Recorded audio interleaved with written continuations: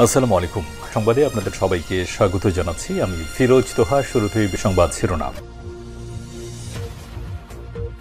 বাংলাদেশের সর্বশেষ গুরুত্বপূর্ণ আপডেট সংবাদে আপনাকে স্বাগত। শুরুতেই সংবাদ শিরোনাম, পরে বিস্তারিত। শুরুতেই জানিয়ে দিব, মারতে মারতে মেরুদণ্ডই ভেঙে দেয়া হলো ঢাকা কলেজের সমন্বয়কের। জুলাইয়ে উত্তাল দিনে পুলিশ এবং আওয়ামী লীগ নেতাকর্মীদের বেদম মারধরে মেরুদণ্ড ভেঙে যায় ঢাকা কলেজের সমন্বয়ক আহমেদ জীবনের। আহত হওয়ার কারণ গোপন রেখে তাকে ভর্তি করা হয়েছিল রাজধানীর পঙ্গু হাসপাতালে। এরপরে পোশাক খুলে তাকে চেক করা হয়েছিল তিনি আন্দোলনে আহত রোগী কিনা। এমন বিভীষিকাময় অভিজ্ঞতা আর মেরুদণ্ডের গুরুতর ক্ষত নিয়ে পড়ে আছেন বিছানায়। প্রিয় বন্ধুরা, এই সমন্বয়কের বিষয়ে গুরুত্বপূর্ণ সংবাদ জানাবো, সঙ্গেই থাকুন। এরপর জানিয়ে দিব, স্বাস্থ্যমন্ত্রীর অস্বাস্থ্যকর মগজে কিলবিল করত কুবুদ্দি, জাহিদ মালেকের অনিয়ম এবং দুর্নীতি। একটি মন্ত্রণালয় সব ধরনের পরিকল্পনা গ্রহণ থেকে বাস্তবায়ন, বরাদ্দ, বাজেট প্রণয়ন, এমনকি যে কোনো ব্যয় মঞ্জুরি সবকিছুই মন্ত্রীর প্রত্যক্ষ তত্ত্বাবধানে সম্পন্ন হয়। মন্ত্রণালয়ের অধীনে যাবতীয় দুর্নীতি সবকিছু জাহিদ মালেকের অধীনেই হতো। জানাবো এই কুখ্যাত সাবেক স্বাস্থ্যমন্ত্রী সম্পর্কে, সঙ্গেই থাকুন।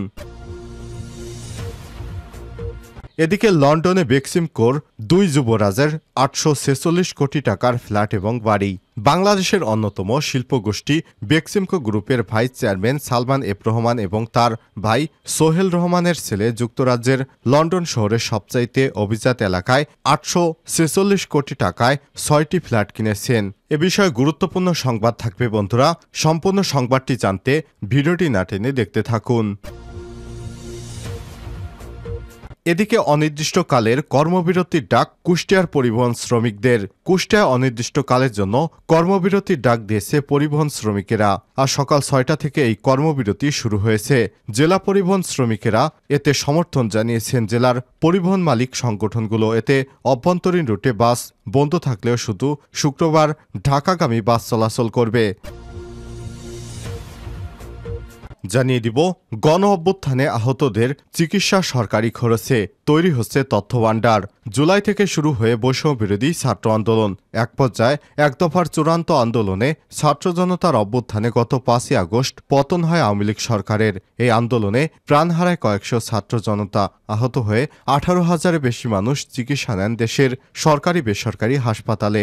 আহতরা এখনও কাতরাচ্ছেন হাসপাতালের বেডে। এদেরকে সরকারি খরচে চিকিৎসা দেয়া হবে। এ কারণে সরকারি উদ্যোগে তৈরি হচ্ছে তথ্যভাণ্ডার এবং ফান্ড।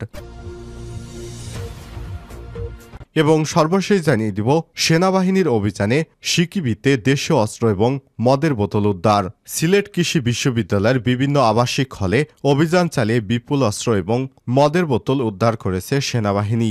বৃহস্পতিবার ৫ই সেপ্টেম্বর বিকাল ৩টা থেকে ৬টা পর্যন্ত বিশ্ববিদ্যালয়ের ৫টি আবাসিক হলে অভিযান চালিয়ে বিপুল অস্ত্র এবং মদের বোতল উদ্ধার করা হয়। বিষয়টি কালবেলাকে নিশ্চিত করেছেন সিলেট কৃষি বিশ্ববিদ্যালয়ের প্রক্টর অধ্যাপক মোজাম্মেল হক। বিশ্ববিদ্যালয়ের সূত্র থেকে জানা গেছে, বৃহস্পতিবার বিকেলে বিশ্ববিদ্যালয়ের শাহপরান, বঙ্গবন্ধু শেখ মুজিবুর রহমান, হুমায়ুন রশিদ চৌধুরী, আব্দুস সামাদ আজাদ হল এবং শাহ এএমএস কিবরিয়া হলে অভিযান চালিয়ে সেনাবাহিনী এগুলো উদ্ধার করে। সিলেট কৃষি বিশ্ববিদ্যালয়ের প্রক্টর অধ্যাপক মোজাম্মেল হক কালবেলাকে বলেন, বিশ্ববিদ্যালয়ের ৫টি আবাসিক হলে অভিযান চালিয়ে সেনাবাহিনী এ সময় উদ্ধার করেছে ১২০টি রামদা, ১৫০টি মদের খালি বোতল, ১.৫ শতাধিক লোহার পাইপ, ১৬টি হেলমেট উদ্ধার করা হয়েছে। কাউকে আটক করা হয়নি। অভিযানে উপস্থিত ছিলেন সেনাবাহিনীর ওয়ারেন্টেড অফিসার সোহরাব, বিশ্ববিদ্যালয়ের প্রক্টর অধ্যাপক মোজাম্মেল হক, ছাত্র পরামর্শ এবং নির্দেশনা দপ্তরের পরিচালক অধ্যাপক এমদাদুল হক এবং বিভিন্ন হলের প্রভোস্টরা। প্রিয় দর্শক, এতক্ষণ শুনছিলেন সংবাদ শিরোনাম, এবারে বিস্তারিত। তবে তার আগে বন্ধুরা, অনুরোধ থাকবে এই সংবাদটিতে একটি লাইক দিন। এই চ্যানেলে আপনি নতুন হয়ে থাকলে আমাদের সংবাদটি দেখতে দেখতে চ্যানেলটি সাবস্ক্রাইব করে রাখুন। কমেন্ট করে আপনার মূল্যবান মতামত জানিয়ে দিন বন্ধুরা, আপনি বিশ্বের কোন দেশ থেকে বা বাংলাদেশের কোন স্থান থেকে আমাদের সংবাদটি দেখছেন এবং শুনছেন। এবারে বিস্তারিত। মারতে মারতে মেরুদণ্ডই ভেঙে দেওয়া হয় ঢাকা কলেজের সমন্বয়কের। জুলাইয়ের উত্তাল দিনে পুলিশ এবং আওয়ামী লীগ কর্মীদের বেদম মার ধরে মেরুদণ্ড ভেঙে যায় ঢাকা কলেজের সমন্বয়ক আহমেদ জীবনের। আহত হওয়ার কারণ গোপন রেখে তাকে ভর্তি করা হয়েছিল রাজধানীর পঙ্গু হাসপাতালে। এরপরও পোশাক খুলে তাকে চেক করা হয়েছিল তিনি আন্দোলনে আহত রোগী কিনা এমন বিভীষিকাময় অভিজ্ঞতা আর মেরুদণ্ডের গুরুতর ক্ষত নিয়ে পড়ে আছেন বিছানায়। ঢাকা কলেজ থেকে অনার্স মাস্টার্স পাশ করা আহমেদ জীবন সরকারি চাকরির বয়স শেষের দিকে, তাই কোটা বৈষম্য দূর করার দাবিতে নেমেছিলেন রাজপথে। কিন্তু সেই পথের মাঝেই তার মেরুদণ্ড ভেঙে দিয়েছে পুলিশ এবং আওয়ামী লীগের কর্মীরা। এ সময় আহমেদ জীবন বলেন, ধা পাল্টা দেওয়ার মধ্যে কিছু জুনিয়রদের রক্ষা করতে গিয়ে আমি ঝামেলার মধ্যে পড়ে যাই। এক পর্যায়ে আমি মাটিতে লুটিয়ে পড়ি। এ সময় পুলিশ এবং ছাত্রলীগ ও যুবলীগের কর্মীরা লাথি মারতে থাকে। পরে হাত দিয়ে মাথা রক্ষা করি, কিন্তু তখন তারা পিঠে খুব জোরে জোরে হাতুড়ি দিয়ে আঘাত করে। পরে এমআরআই রিপোর্ট আসার পরে বুঝতে পারি আমার মেরুদণ্ড ভেঙে ফেলা হয়েছে। উত্তাল 18 জুলাই রাজধানী সায়েন্স ল্যাব এলাকায় গুরুতর আহত হওয়ার পর জীবন ভর্তি হয়েছিলেন পঙ্গু হাসপাতালে, কিন্তু সেখানে গ্রেপ্তার এড়াতে গোপন রাখতে হয়েছে আহত হওয়ার কারণ। আহমেদ জীবন বলেন, হাসপাতালে বলা হয়েছে তাড়াহুড়ো করে সিঁড়ি দিয়ে ওঠার সময় পড়ে গেছি। এছাড়াও সেখান থেকে বের হয়ে আবার যে কোথাও যাব সেখান থেকে তারা বের হতে দিচ্ছিল না, কারণ তারা বারবার প্রশ্ন করছিল আমি কিভাবে আহত হয়েছি, কোথায় আহত হয়েছি। একটা স্বাধীন দেশে আমার কাপড় খুলে দেখা হয় শরীরে পুলিশের আঘাতের চিহ্ন আছে কিনা বা গুলিবিদ্ধ আছে কিনা। যদি এমন কিছু হয় তাহলে আমাকে রিলিজ দেবে না প্রশাসনের অনুমতি ছাড়া। কিন্তু কষ্টের বিষয় হচ্ছে আমাকে দেখার জন্য 4 দিনের মধ্যে মাত্র একদিন ডাক্তার এসেছিলেন। স্বাস্থ্যমন্ত্রীর অস্বাস্থ্যকর মগজে কিলবিল করত কুবুদ্ধি। একটি মন্ত্রণালয় সবকিছু নিয়ন্ত্রণ করতেন তিনি। বরাদ্দ, বাজেট, কোন খাতে টাকা ব্যয় হবে, কত টাকা তিনি সরকারের থেকে বাজেট পেশ করবেন, সবকিছু মন্ত্রীর প্রত্যক্ষ তত্ত্বাবধানে সম্পন্ন হতো। মন্ত্রণালয়ের অধীনে সব প্রতিষ্ঠানের অভিভাবক বা রক্ষক তিনি ছিলেন। কিন্তু শেখ হাসিনা সরকারের দুবারের স্বাস্থ্যমন্ত্রী জাহিদ মালিকের ভূমিকা ছিল উল্টো। সিন্ডিকেটের মাধ্যমে বিভিন্ন হাসপাতালের কেনাকাটা, নিয়োগ, পদোন্নতি, বদলি প্রদান, ওষুধ এবং চিকিৎসা যন্ত্রপাতি সরবরাহ, অবকাঠামো উন্নয়নসহ সব কাজেই ভাগ বসাতেন তিনি। মন্ত্রিত্বকে আখের গোছানোর হাতিয়ার বানিয়ে শত শত হাজার হাজার কোটি টাকা মালিক হয়েছেন জাহিদ মালিক। করোনাকালে টিকা, টেস্ট কিট, নকল মাস্ক বানিয়ে এবং ভুয়া আমদানি দেখিয়ে সিন্ডিকেটের মাধ্যমে হাজার হাজার কোটি টাকা আত্মসাতের অভিযোগ রয়েছে সাবেক এই মন্ত্রীর বিরুদ্ধে। দুর্নীতির টাকায় নামে বেনামে 1 ডজনের বেশি ব্যবসা প্রতিষ্ঠান গড়ে তুলেছেন তিনি। ঢাকার গুলশানে আলিশান বাড়ি, গ্রামের বাড়িতে মায়ের নামে বিশাল বাগান বাড়ি এবং অ্যাগ্রো ফার্ম তৈরি করেছেন। এছাড়াও বনানীতে 14 তলা, মানিকগঞ্জে 10 তলা বাণিজ্যিক ভবন নির্মাণ করেছেন তিনি। সভা, সেমিনার করতেন। মানিকগঞ্জে ছেলের নামে করেছেন বিশাল মিলনায়তন শুভ্র সেন্টার। এরই মধ্যে সাবেক মন্ত্রী জাহিদ মালিক এবং তার ছেলেমেয়ের ব্যাংক হিসাব জব্দ করেছে বাংলাদেশ ব্যাংক। একই সঙ্গে তাদের মালিকানাধীন ব্যবসা প্রতিষ্ঠানে ব্যাংক হিসাবের লেনদেন স্থগিত করা হয়েছে।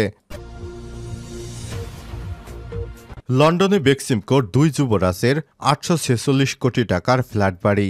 বাংলাদেশের অন্যতম শিল্পগোষ্ঠী বেক্সিমকো গ্রুপের vice chairman Salman F Rahman এবং তার ভাই সোহেল রহমানের ছেলে যুক্তরাজ্যের লন্ডন শহরে সবচাইতে অভিজাত এলাকায় 846 কোটি টাকায় 6টি ফ্ল্যাট কিনেছেন। সবচাইতে মূল্যবান ফ্ল্যাটের দাম 26.7 মিলিয়ন পাউন্ড বা 416 কোটি টাকা। সর্বনিম্ন মূল্য 1.2 মিলিয়ন পাউন্ড বা 19 কোটি টাকা। সালমান এফ রহমানের ছেলে আহমেদ শায়ান ফজলুর রহমান এবং ভাতিজা আহমেদ শাহরিয়ার রহমান দুইজনই ব্রিটিশ নাগরিক। কথা হলো, ব্রিটিশ পাসপোর্টধারী শাহরিয়ার এবং শায়ান কি করে যুক্তরাজ্যে বিলাসবহুল জীবনযাত্রার অভ্যস্ত শীর্ষ 1% ব্রিটিশদের মধ্যে জীবনযাত্রার অর্থব্যয়ের সক্ষমতা অর্জন করেছেন।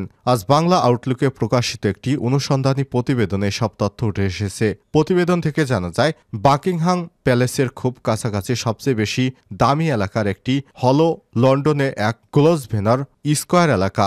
এই এক গ্লোসভার স্কয়ারে বিশ্বের অতি ধনীদের অতি বিলাসবহুল একটি আবাসিক ভবন অবস্থিত। সেখানেই তারা বাংলাদেশ থেকে কোটি কোটি টাকা পাচার করে তারপর সেখানে বসবাস করতেন, এমনই তথ্য প্রচারিত হয়েছে।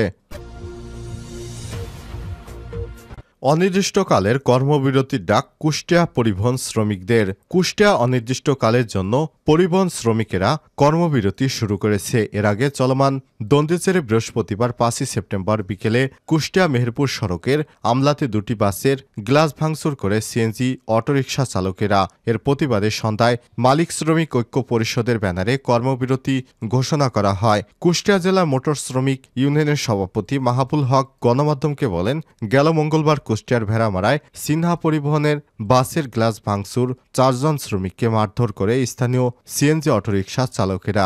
এই ঘটনাকে কেন্দ্র করে অভ্যন্তরীণ রুটের বিভিন্ন জায়গায় মারধর বা গ্লাস ভাঙচুরের ঘটনা ঘটে। পরবর্তীতে বৃহস্পতিবার সকালে কুষ্টিয়ার ভারপ্রাপ্ত জেলা প্রশাসক ও পুলিশ সুপারের মধ্যস্থতায় বিষয়টি সমাধান হয়। এরপর অর্ধেক বেলা পরে বিকেলে আমলাতে আবারও দুটি বাসের গ্লাস ভাঙচুর করে শ্রমিকদের মারধর করে সিএনজি অটোরিকশা চালকেরা। এর প্রতিবাদে সন্ধ্যায় মালিক শ্রমিক যৌথভাবে অনির্দিষ্টকালের জন্য কর্মবিরতির ডাক দেয়।